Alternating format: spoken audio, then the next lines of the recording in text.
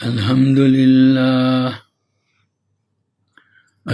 لله نحمده ونستعينه ونستغفره ونؤمن به ونتوكل عليه ونعوذ بالله من شرور أنفسنا ومن سيئات أعمالنا ونعوذ بالله من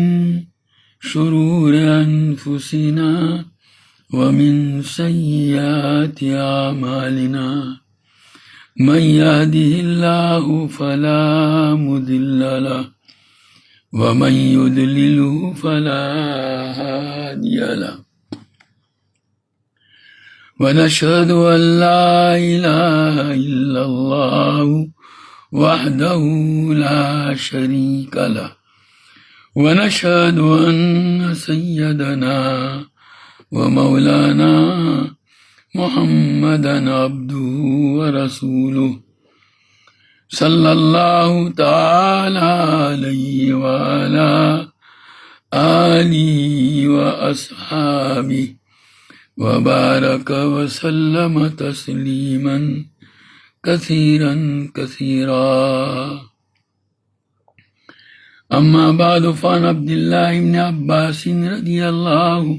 تعالى عنهما أن رسول الله صلى الله عليه وسلم كان يقول عند الكرب لا إله إلا الله العظيم الحليم لا إله إلا الله رب العرش العظيم لا إله إلا الله رب السماوات ورب الأرض ورب العرش الكريم. حضرت عبداللہ بن عباس رضی اللہ تعالیٰ عنہما روایت فرماتے ہیں کہ نبی کریم صلی اللہ تعالیٰ علیہ وسلم مصیبت کے وقت یہ پڑھا کرتے تھے، کہا کرتے تھے، اس اللہ کے علاوہ کوئی معبود نہیں جو عظمتوں والا اور حلم والا ہے. اس اللہ کے علاوہ کوئی معبود نہیں جو عرش کا مالک اور عظمتوں والا ہے. اس اللہ کے علاوہ کوئی معبود نہیں جو آسمانوں اور زمین کا رب اور عرش کا مالک اور کرم والا مہربان ہے. دعا کے الفاظ عربی کے اندر دوبارہ سن لیجئے. لا الہ الا اللہ العظیم الحلیم لا الہ الا اللہ رب العرش العظیم لا الہ الا اللہ رب السماوات ورب الارض ورب العرش الکریم. کسی آدمی پر کوئی ناقابل برداشت مصیبت آ جائے، اس کے لیے یہ دعا بہت مجرب ہے. اس دعا میں دیکھا جائے تو کچھ مانگا نہیں ہے، لیکن اللہ تعالیٰ کو اس کی صفات سے جب پکارا جاتا ہے تو اسی پر اللہ تعالیٰ اس کی تکلیف دور فرما دیتے ہیں. جیسے کسی سخی کو کہا جاتا ہے کہ آپ تو بڑے سخی ہیں،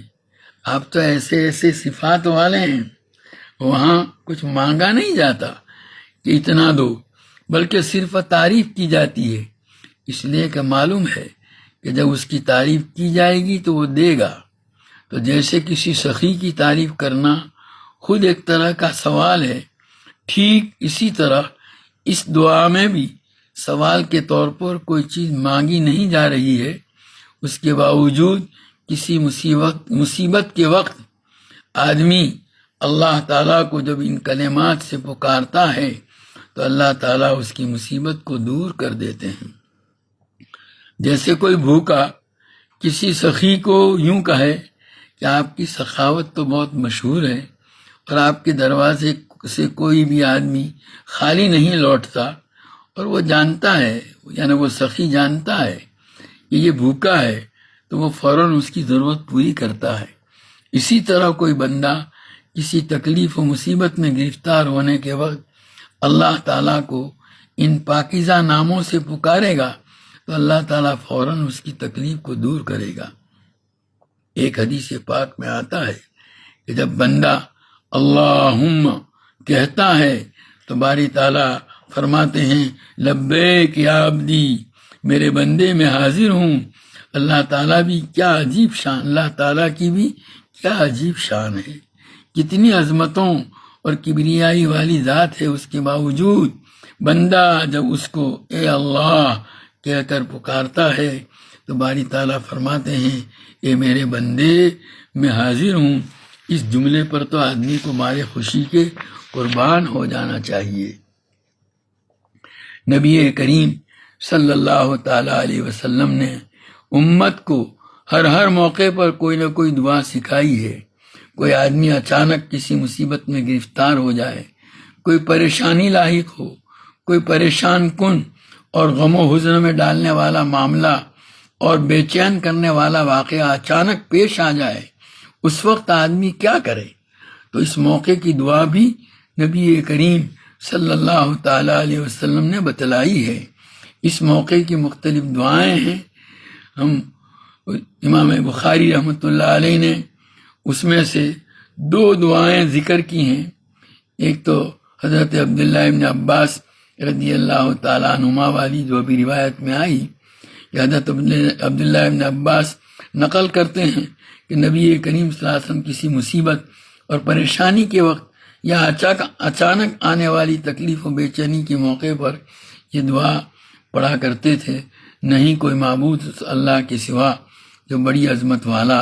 اور حلم و تحمل والا ہے، نہیں کوئی معبود سوائے اس اللہ کے جو آسمانوں اور زمین کا اور عرش عظیم کا رب ہے۔ لا الہ الا اللہ عظیم الحلیم، لا الہ الا اللہ رب السماوات والارض رب العرش العظیم۔ پھر سے سن لیجئے عربی کے الفاظ، لا الہ الا اللہ عظیم الحلیم، لا الہ الا اللہ رب السماوات والارض رب العرش العظیم۔ رب العرش العظیم میں العظیم کو رب کی صفت بھی قرار دیا گیا ہے، جس کا ترجمہ ہوگا عرش کا عظمت والا پروردگار، اور عرش کی صفت بھی قرار دیا گیا ہے جس کا ترجمہ یہ ہوگا عظمت والے عرش کا پروردگار۔ دونوں طریقوں سے پڑھا گیا ہے۔ اس باب میں جو روایتیں، ایک روایت یہ بھی ہے، حضرت عبداللہ ابن حارث رضی اللہ تعالیٰ عنہ کہتے ہیں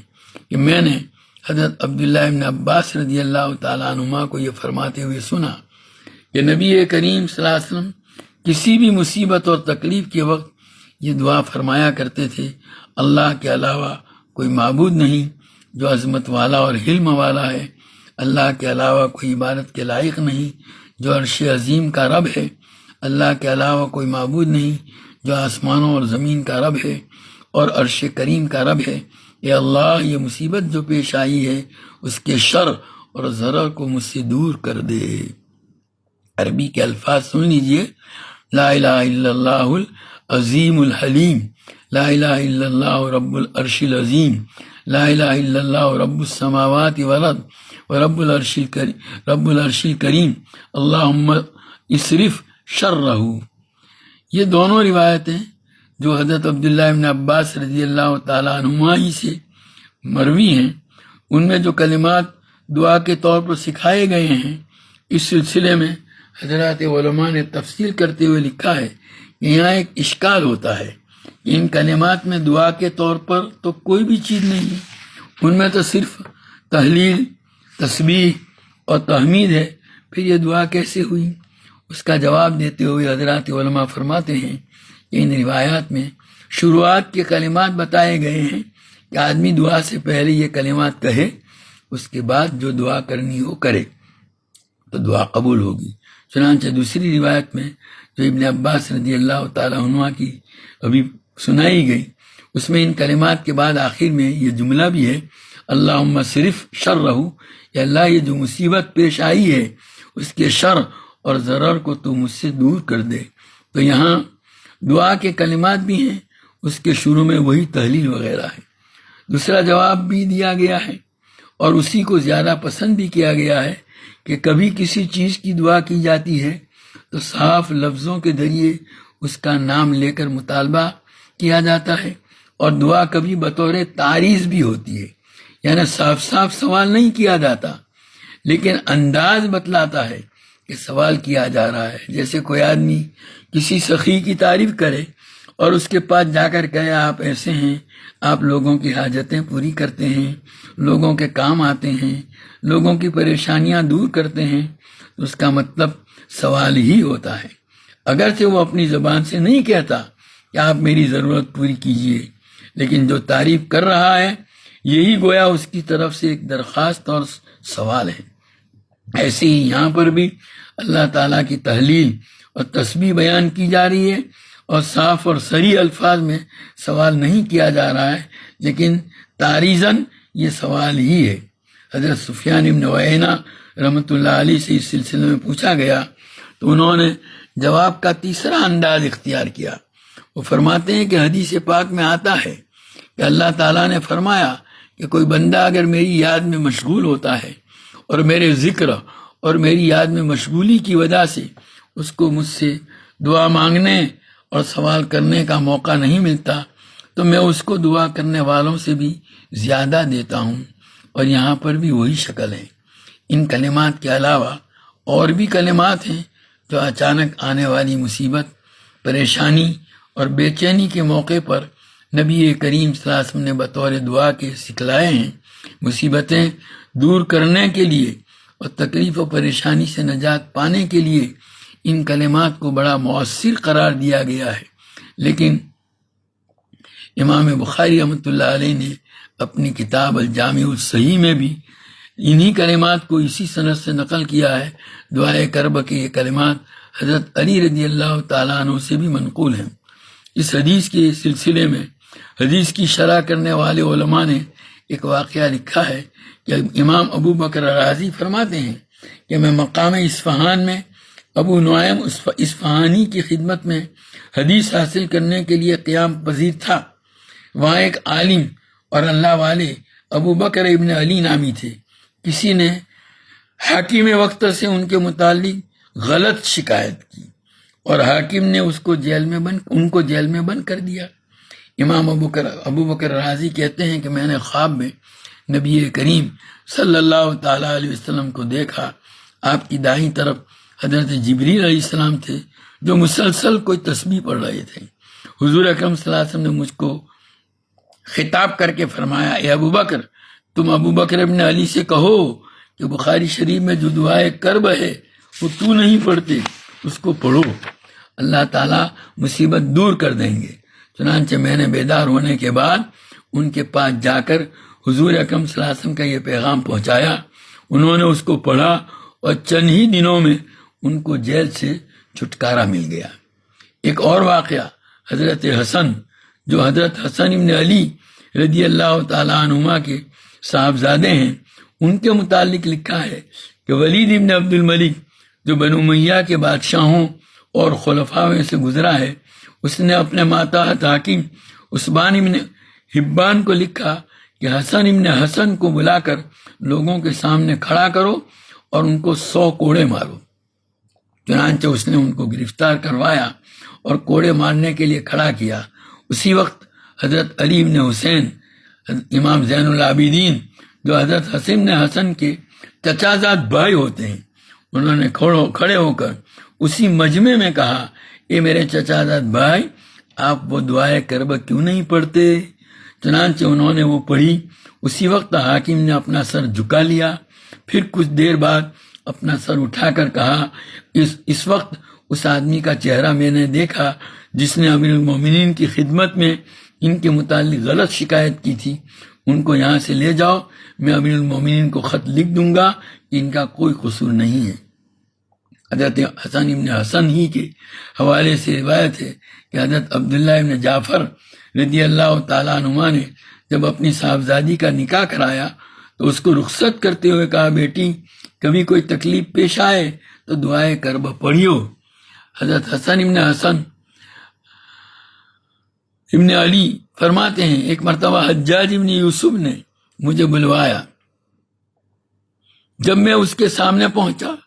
تو میں نے یہی کلمات پڑھے۔ حجاج کہنے لگا، میں نے تو تم کو قتل کے ارادے سے بلوایا تھا،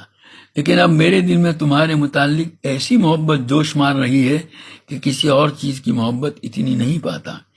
یہ کلمات بہت مؤثر ہیں، ان کا اہتمام کیا جائے۔ یہ کلمات مختلف طریقوں سے منقول ہیں، صلاۃ الحاجت کی دعا کے شروع میں بھی پڑھے جاتے ہیں۔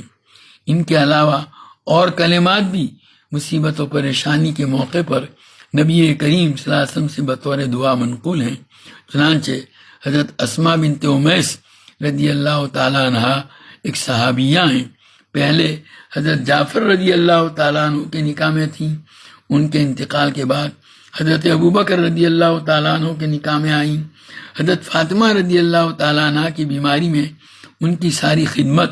اور ان کے انتقال کے بعد ان کے غسل وغیرہ کا پورا کام انہوں نے ہی کیا تھا۔ حضرت ابوبکر رضی اللہ تعالیٰ عنہ کے انتقال کے بعد حضرت علی رضی اللہ تعالیٰ عنہ کے نکاح میں آئیں، بڑی جلیل القدر صحابیہ ہیں۔ وہ فرماتی ہیں کہ مجھ سے نبی کریم صلی اللہ علیہ وسلم نے فرمایا، وہ کلمات جو تم کسی مصیبت کے وقت پڑھو میں تم کو نہ سکھاؤں؟ پھر حضور اکرم صلی اللہ علیہ وسلم نے فرمایا، یوں کہا کرو، اللہ اللہ ربی لا اشرک بہ شیئا، اس کے بعد دعا کیا کرو، اللہ اللہ ربی لا اشرک بہ شیئا، اس کے بعد دعا کیا کرو۔ حضرت عبداللہ بن عباس رضی اللہ تعالیٰ عنہما سے روایت ہے کہ ایک مرتبہ نبی کریم صلی اللہ تعالیٰ علیہ وسلم نے اپنے گھر والوں کو جمع کیا، اور بعض روایتوں میں ہے کہ بنو ہاشم کو جمع کیا، اور دروازے کی چوکھٹ پر کھڑے ہو کر اوپر کا سرا پکڑ کر فرمایا، میں تم کو ایک دعا سکھاتا ہوں، کسی بھی مصیبت کے وقت اس کو پڑھا کرو، انشاءاللہ دور ہو جائے گی۔ پھر یہی دعا بتلائی، اللہ اللہ ربی لا اشرک بہ شیئا، یاد کر لو، اللہ اللہ ربی لا اشرک بہ شیئا۔ اس سلسلے میں ایک اور دعا بھی ہے جو دوسری روایت میں آ رہی ہے، وہ بھی نبی کریم صلی اللہ تعالیٰ علیہ وسلم سے منقول ہے۔ حضرت عبدالرحمن بن ابو بکرہ فرماتے ہیں کہ میں نے اپنے والد حضرت ابو بکرہ رضی اللہ تعالیٰ عنہ سے کہا، ابا جان، میں سنتا ہوں کہ آپ روزانہ صبح کے وقت ان کلمات کے ذریعے سے دعا کیا کرتے ہیں، یا اللہ مجھے میرے جسم میں عافیت عطا فرما، یا اللہ مجھے میرے کان میں یعنی سننے کی صلاحیت میں عافیت عطا فرما، یا اللہ مجھے میری آنکھوں میں یعنی دیکھنے کی صلاحیت میں عافیت عطا فرما، تیرا علاوہ کوئی عبادت کے لائق نہیں۔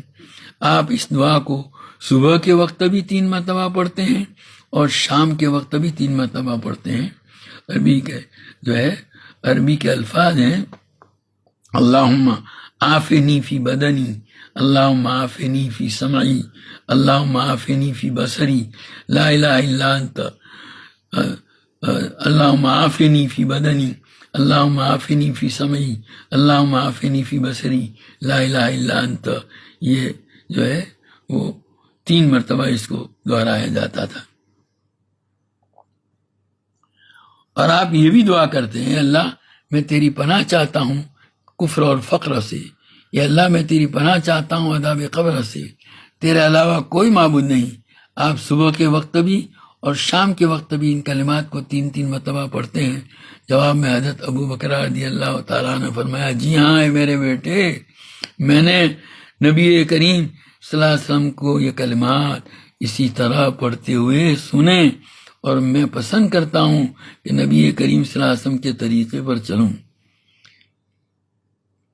اسی طرح کی ایک اور روایت ان کے ایک دوسرے صاحبزادے سے بھی منقول ہے۔ وہ فرماتے ہیں کہ میں نے اپنے والد کو نماز کے بعد یہ کلمات صبح اور شام پڑھتے ہوئے سنا تو میں نے یاد کر لیے، اور میں بھی پڑھنے لگا۔ جب میرے ابا نے سنا تو پوچھا، تم یہ کلمات کہاں سے سیکھ کر پڑھتے ہو؟ انہوں نے کہا، میں نے آپ کو پڑھتے ہوئے سنا تو میں نے بھی یاد کر کے پڑھنا شروع کر دیے۔ اس پر ابا نے کہا، ہاں میں نے نبی کریم صلی اللہ علیہ وسلم کو اسی طرح پڑھتے ہوئے سنا، لہذا تم بھی اس کو پڑھا کرو۔ پھر فرمایا، نبی کریم صلی اللہ علیہ وسلم نے یہ بھی ارشاد فرمایا، پریشان حال کی دعاؤں میں یہ بھی ہے، یا اللہ میں تیری ہی رحمت کا امیدوار ہوں، مجھے ایک لمحے کے لیے بھی میرے نفس کے حوالے نہ کیجیو، اور میرے سارے معاملات کو ٹھیک کر دے، تیرا علاوہ کوئی معبود نہیں۔ اللہم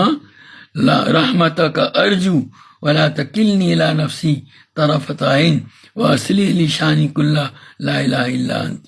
پھر سے سن لو، اللہم رحمتک ارجو ولا تکلنی الی نفسی طرفۃ عین واصلی لشانی کلہ لا الہ الا انت۔ اللہم رحمتک ارجو ولا تکلنی الی نفسی طرفۃ عین واصلی لشانی کلہ لا الہ الا انت۔ کسی بھی پریشانی، مصیبت اور بے چینی کے وقت پڑھنے کے لیے نبی کریم صلی اللہ علیہ وسلم نے یہ دعا بھی بتلائی ہے، اور بزرگوں نے اس کو بھی بڑا مؤثر لکھا ہے۔ اس کے علاوہ ایک اور دعا بھی ہے جس کی نبی کریم صلی اللہ علیہ وسلم نے تاکید فرمائی ہے، یا حی یا قیوم برحمتک استغیث، یا حی یا قیوم برحمتک استغیث۔ آدمی مصیبت اور پریشانی کے وقت یہ دعا بھی پڑھے تو انشاءاللہ اس کی پریشانی دور ہو جائے گی۔ اور ایک دعا یہ بھی ہے، لا الہ الا انت سبحانک انی کنت من الظالمین۔ نسائی اور ترمذی میں حضرت سعد بن ابی وقاص رضی اللہ تعالیٰ عنہ سے روایت ہے کہ نبی کریم صلی اللہ علیہ وسلم نے ارشاد فرمایا، وہ دعا جو مچھلی والے نے مچھلی کے پیٹ میں پڑی تھی، یعنی حضرت یونس علیٰ نبینا علیہ الصلوۃ والسلام نے مچھلی کے پیٹ میں پڑی تھی، اس دعا کے ذریعے جب بھی کوئی مسلمان دعا کرے گا تو اللہ تعالیٰ ضرور اس کی دعا قبول کرے گا۔ اس پر ایک آدمی نے عرض کیا، یا اللہ کے رسول، یہ دعا حضرت یونس کے ساتھ خاص تھی یا تمام کے لیے عام ہے؟ تو نبی کریم صلی اللہ علیہ وسلم نے ارشاد فرمایا، تمام کے لیے عام ہے۔ کیا تم قرآن کریم میں یہ آیت نہیں پڑھتے؟ وَنَجَّيْنَاهُ مِنَ الْغَمِّ وَكَذَلِكَ نُنْجِي الْمُؤْمِنِينَ۔ حضرت یونس کو ہم نے غم اور حزن اور پریشانی سے نجات دی، اور ہم اسی طرح ایمان والوں کو بھی نجات دیتے ہیں۔ گویا اس دعا میں ان کی خصوصیت نہیں، بلکہ جو مسلمان بھی کسی بھی مصیبت کے وقت یہ دعا پڑھے گا تو اللہ تعالیٰ اس کو مصیبت سے ضرور نجات دے گا۔ اللہ تعالیٰ ہمیں عمل کی توفیق عطا فرمائے۔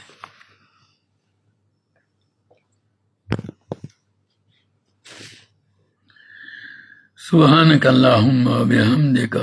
وتبارک اسمک وتعالی جدک ولا الہ غیرک، لا الہ الا اللہ الاحد الصمد الذی لم یلد ولم یولد ولم یکن لہ کفوا احد، لا الہ الا اللہ الحنان المنان بدیع السماوات والارض ذو الجلال والاکرام۔ اللہم لک الحمد کلہ ولک الشکر کلہ ولک الملک کلہ وبیدک الخیر کلہ وإلیک یرجع الامر کلہ۔ اللہم لا احصی ثناء علیک انت کما اثنیت علی نفسک۔ اللہم لک الحمد حمدا دائما مع دوامک، ولک الحمد حمدا خالدا مع خلودک، ولک الحمد حمدا لا منتہى له دون مشیتک، ولک الحمد حمدا لا يريد قائله الا رضاک، ولک الحمد حمدا عند كل طرفۃ عین وتنفس كل نفس۔ اللہم یا علیم یا حلیم یا کریم یا رحیم، اللہم یا کبیر یا سمیع یا بصیر یا من لا شریک لہ ولا وزیر لہ، ویا خالق الشمس والقمر المنیر، ویا عصمت الباعث الخائف المستجیر، ویا رازق الطفل الصغیر، ویا جابر العظم الکثیر، ندعوک دعاء الباعث الفقیر كدعاء المستر الزریر، دعاء من خضعت لك رقبته وفازت لك عبرته وذل لك جسمه ورغمك لك أنفه۔ اللهم لا تجعلنا بدعائك ربنا شقيا وكلنا رؤوفا رحيما۔ اللهم صل على سيدنا ومولانا محمد وعلى آل سيدنا ومولانا محمد كما صليت على سيدنا إبراهيم وعلى آل سيدنا إبراهيم إنك حميد مجيد۔ اللهم بارك على سيدنا ومولانا محمد وعلى آل سيدنا ومولانا محمد كما باركت على سيدنا إبراهيم وعلى آل سيدنا إبراهيم إنك حميد مجيد۔ اللهم صل صلاة كاملة وسلم سلاما تاما على سيدنا محمد تنحل به العقد وتنفرج به الكرب وتقضى به الهوائج وتنال به الرغائب ويستسقى الغمام بوجهه الكريم وعلى آله وصحبه في كل لمحة ونفس بعدد كل معلوم لك ربنا ظلمنا أنفسنا وإن لم تغفر لنا وترحمنا لنكونن من الخاسرين ربنا اغفر لنا ذنوبنا وإسرافنا في أمرنا وثبت أقدامنا وانصرنا على القوم الكافرين ربنا اغفر لنا ولإخواننا الذين سبقونا بالإيمان ولا تجعل في قلوبنا غلا للذين آمنوا ربنا إنك رؤوف رحيم ربنا لا تؤاخذنا إن نسينا وأخطأنا ربنا ولا تحمل علينا إصرا كما حملته على الذين من قبلنا ربنا ولا تحملنا ما لا طاقة لنا به واعف عنا واغفر لنا وارحمنا أنت مولانا فانصرنا على القوم الكافرين اللهم اغفر لنا ذنوبنا كلها دقها وجلها علانيتها وسرها أولها وآخرها ظاهرها وباطنها اللهم إنا نتوب إليك من المعاصي كلها لا نرجع إليها أبدا اللهم مغفرتك أوسع من ذنوبنا ورحمتك أرجى عندنا من أعمالنا اللهم إنك عفو كريم تحب العفو فاعف عنا يا كريم اللهم إنك عفو تحب العفو فاعف عنا يا كريم اللهم إنك عفو تحب العفو فاعف عنا يا كريم اللهم وفقنا لما تحب وترضى من القول والعمل والفعل والنیت والہدی اے اللہ تو ہمارے گناہوں کو معاف فرما ہماری خطاؤں سے درگزر فرما تیری مرضیات پر ہم کو زیادہ سے زیادہ چلا کر تیری نامرضیات سے ہماری پوری حفاظت فرما نبی کریم صلی اللہ تعالی علیہ وسلم کے طریقوں اور سنتوں کو اپنی زندگی کے ہر شعبے میں جاری کرنے اور اپنانے کی تو ہمیں توفیق و سعادت عطا فرما حضور اکرم صلی اللہ تعالی علیہ وسلم کے طریقوں کی محبت اور غیروں کے طریقوں کی نفرت ہمارے قلوب کے اندر ڈال دے اے اللہ تمام رذائل سے ہم کو پاک اور صاف فرما کر محاسن اخلاق سے مزین فرما تیری معرفت و محبت کے انوار سے ہمارے قلوب کو منور فرما تیری یاد سے ہمارے دلوں کو آباد فرما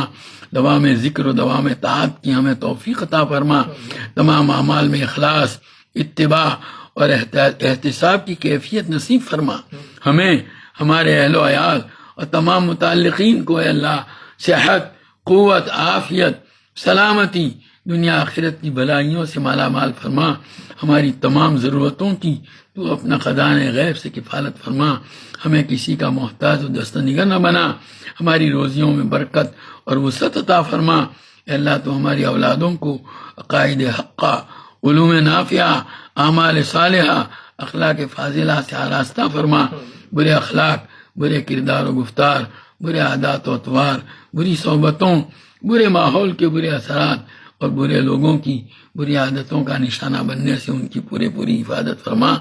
اپنی نشان ربوبیت سے اللہ تو ان کی تربیت فرما کر ان کو ہماری آنکھوں کی ٹھنڈک ہمارے دلوں کا سرور ہمارے لیے صدقہ جاریہ اور ہماری امیدوں سے بڑھ کر کے بنا دے اے اللہ یہ رمضان کا مبارک مہینہ محض اپنے فضل سے تو نے ہم عطا فرمایا ہے اے اللہ اس کے برکات ثمرات فوائد و انوار سے ہمیں مالا مال فرما اس کو زیادہ سے زیادہ وصول کرنے کی توفیق و سعادت ہمیں نصیب فرما اے اللہ تیرے نیک بندوں نے اس کو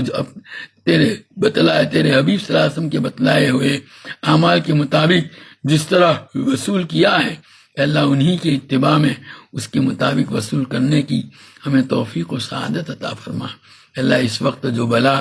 پورے عالم کو اپنی لپیٹ میں لیے ہوئے ہے اے اللہ اس کا کورونا کی بلا سے پورے عالم کو اے اللہ نجات عطا فرما اے اللہ اس بلا کو اٹھا لے اے اللہ جو بیمار ہیں ان کو صحت کاملہ عاجلہ مستمرہ عطا فرما اے اللہ جو محفوظ ہیں آئندہ بھی ان کو اپنی حفاظت میں رکھ اے اللہ جو اس بیماری کی وجہ سے دنیا سے رخصت ہو چکے ہیں اے اللہ ان کو اپنی رحمتوں مغفرتوں سے ڈھانپ لے جنت الفردوس میں ان کو جگہ عطا فرما اے اللہ ان کے حسنات کو قبول فرما سیئات سے درگزر فرما ان کے پسماندگان کو صبر اور حجر عطا فرما اے اللہ تیرے حبیب پاک صلی اللہ علیہ وسلم نے جتنی خیر اور بلائی تجھ سے مانگی